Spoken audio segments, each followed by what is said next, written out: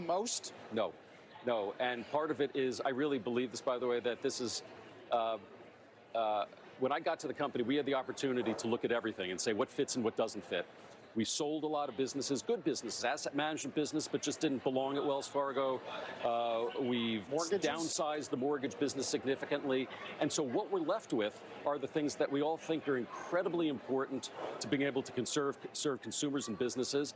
And I honestly believe, with the exception of the mortgage business, all have the opportunity to grow, both in terms of returns and in terms of rate of growth.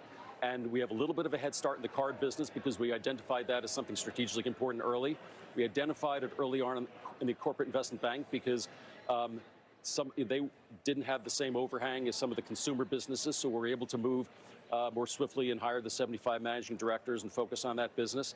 But now every one of the businesses has the opportunity to grow intelligently, to grow based upon the lessons we've learned in the past. All right, one last question. I know you as a husband. I know you as a terrific dad. What was it like during this period? It was tough.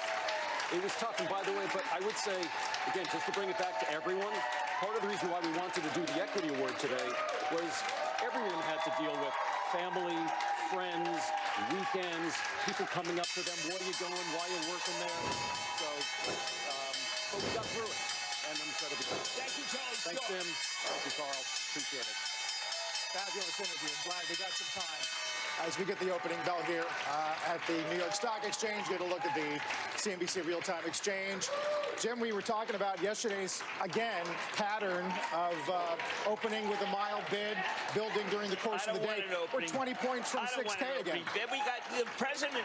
He may be in a moment of posting.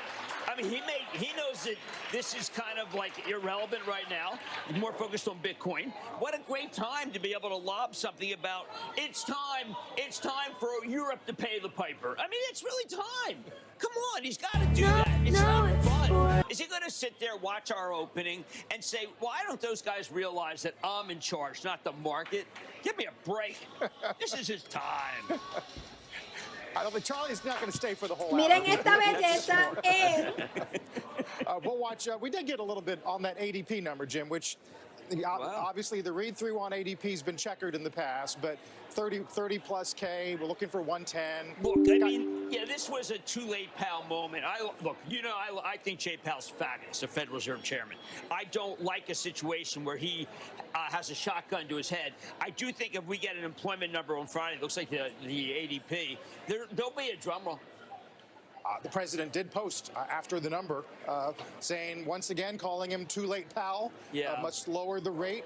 Says he's unbelievable. To your point.